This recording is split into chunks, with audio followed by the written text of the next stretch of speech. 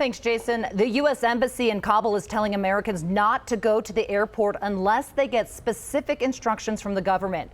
There are new threats from a branch of ISIS. The U.S. believes ISIS-K, which is a sworn enemy of the Taliban, wants to create mayhem at the airport. Intelligence suggests the group is planning to carry out multiple attacks. A Colorado man and his family are back on American soil today, but their journey out of Afghanistan was anything but easy. Haroon Zarify sat down with Denver 7's Micah Smith for an exclusive interview. And Micah, what an incredible and harrowing story he has to tell.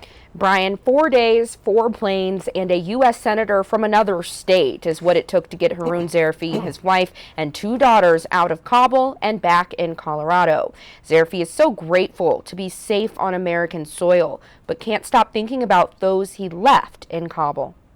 1 week ago, Haroon Zarify asked us to deliver this message to the country while he was stuck in Kabul, Afghanistan. I'm trying to get my family out. The reason I came to speak to you guys is putting my life in risk, endangering my family's life more than what it was.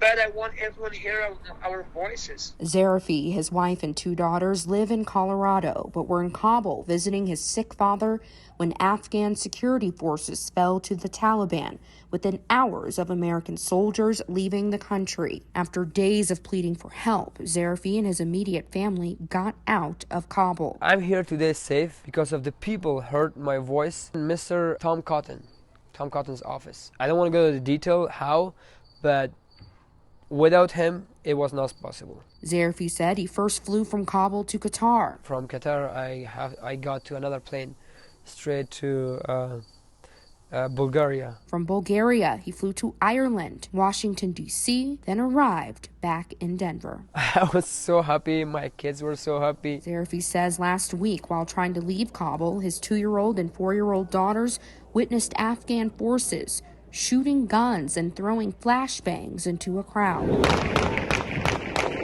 My older one, she was scared when they were doing the shooting and firing right in front of her. And she was asking what's going on, why they're shooting, because she was holding her ears. But I told her, it's Christmas, it's firework. The flashbombs pretty much touched her before it blew up. And then my brother slapped it and went to another lady.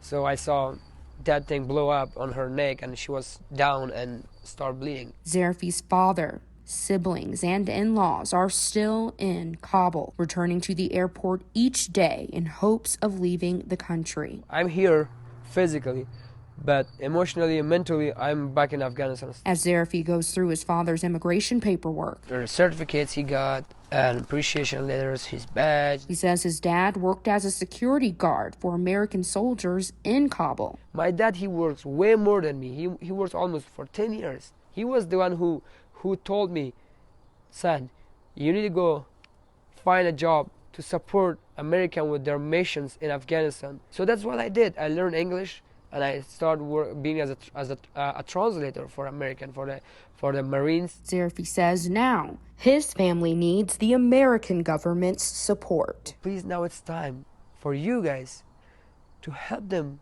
save their lives. They don't want anything else from you guys, just save their life. Zarify says his father and father-in-law are like thousands of others in Afghanistan who helped American forces have the immigration paperwork ready to go, but no one to process it. He continues to beg the U.S. government to find a way to get U.S. allies out of the country.